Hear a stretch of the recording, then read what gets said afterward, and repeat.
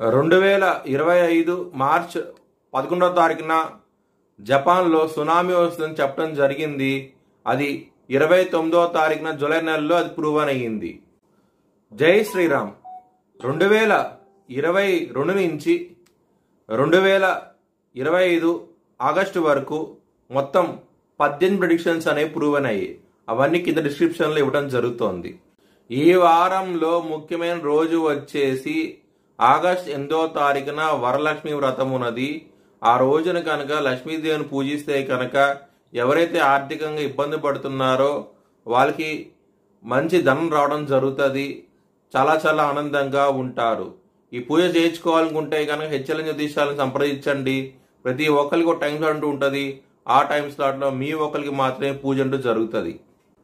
తులారాశికి అధిపతి శుక్రుడు. తులారాశిలో స్వాతి 4 పాదాలు, విశాఖ 1, 2, 3 పాదాలు మరియు చిత్తా 3, 4 పాదాలు ఉంటాయి. ఈ నక్షత్రం వాళ్ళందరికీ నేను చెప్పే వార ఫలితాలు వర్తిస్తాయి. ఈ వారంలో లగ్నాధిపతి అయిన శుక్రుడు 9వ స్థానంలో ఉండటం మూలంగా మీకు పేరు ప్రఖ్యాతులు అనేవి అధికంగా ఉంటాయి.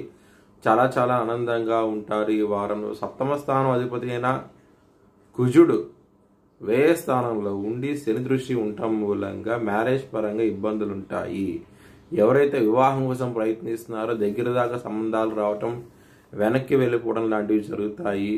కొంచెం జాగ్రత్త తీసుకోండి. మీరు హనుమాన్ చాలీసా పారాయణం చేస్తే కనుక మంచి ఫలితాలు అంటూ ఉంటాయి. హెల్త్ పరంగా యాంగ్జైటీ, డిప్రెషన్స్, పొట్టకి సంబంధించిన విషయాలు, గొంతుకు సంబంధించిన విషయాలతో ఇబ్బంది పడే అవకాశం ఉన్నది. విష్ణు సహస్రం పారాయణం చేయండి. చాలా చాలా మంచి ఫలితాలు అంటూ ఉంటాయి. లవర్స్కి మాత్రం ఈ వారం అనేది అంత అనుకూలంగా లేదు. మీకు లవ్ ప్రపోజ్ చేయకండి. రిజెక్ట్ చేసే అవకాశాలే ఎక్కువగా ఉన్నాయి. ముఖ్యంగా 3వ వ్యక్తి ఇన్ఫ్లుయెన్స్ అనేది ఎక్కువగా ఉంటుంది. మీ లవర్స్ మధ్య జాగ్రత్త వహించండి. శత్రువులు అనేవాళ్ళు అధికంగా ఉంటారు. కొంచెం జాగ్రత్తగా ఉండండి. 6వ స్థానంలో శని వక్రించి బలంగా ఉండటం మూలంగా లీగల్ ఇష్యూస్ వచ్చే అవకాశం ఉన్నది.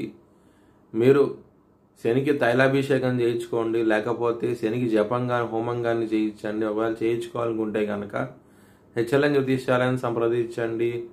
మీకు వీడియో కాల్ ద్వారా ఈ హోమాన్ని చూపించడం జరుగుతుంది లైవ్లో. బిజినెస్ పరంగా పెట్టుకున్నది ఎక్కువ పెట్టండి. మంచి లాభాలంటూ ఉంటాయి.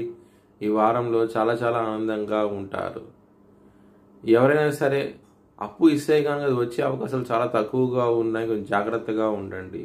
విదేశాలు వెళ్ళాలనుకున్న వారికి ఈ వారం అనేది అంత అనుకూలంగా లేదు. మీకు ఇబ్బంది పడే అవకాశం ఎక్కువగా ఉన్నది. మీ భవిష్యత్ వివరాల కోసమై హెచ్ఎల్ఎన్ జ్యోతిష్యాలను సంప్రదించండి.